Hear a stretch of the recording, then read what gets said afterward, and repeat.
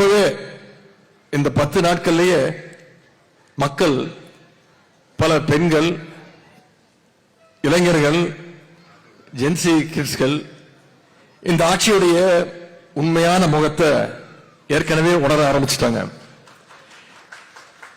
நாள் ஆக ஆக நிச்சயம் இந்த ஆட்சியாளர்களை நிறைய தானாகவே எக்ஸ்போஸ் ஆவாங்க. போக போக இன்னும் பலருக்கு பல உண்மைகள் தெரிய வரும். முத்தமிழர் கலைஞர் அவர்கள் சொன்ன ஒரு உதாரணத்தை இங்க நான் குறிப்பிட விரும்புறேன். தாயின் பாதுகாப்பில் இருக்கக்கூடிய ஒரு குழந்தை கிளுகிழப்பு ஆட்டி விளையாட்டு காமிக்கிற ஒரு ஆளை பார்த்து நிச்சயம் மயங்கும், மகிழ்ச்சி அடையும். தாயிட்ட இருந்து தாவி அந்த கிளுகிழப்பு ஆட்டுறவங்க கிட்ட போய் கொஞ்ச நேரம் போய் உட்கார்ந்துக்கும். ஆனா அந்த குழந்தை கிளுகிழப்ப காட்டுறவங்க கிட்ட நிரந்தரமா இருந்துறாது. கொஞ்ச நேரத்துக்கு பிறகு அதுக்கு உண்மையான பாசம் தான் என்னன்னு தெரியும். தாயோடைய முகத்தை நிச்சயம் தேடி பார்க்கும். தாய் கிட்ட தான் மீண்டும் திரும்பி வரும்.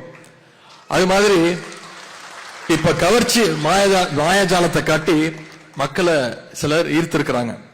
இந்த கவர்ச்சி மக்களுடைய கஷ்டத்தை போக்காது, அடிப்படை பணிகளை நிறைவேற்றாது, எந்த பிரச்சனைக்கும் அது தீர்வு காணாது.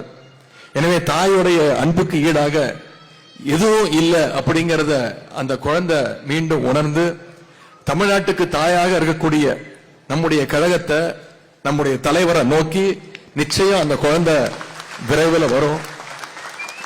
நம்முடைய தலைவர் அவர்கள் சொன்னது போல சூரியன் ஒருபோதும் மறையாது, அது மறுபடியும் உதிக்கும்.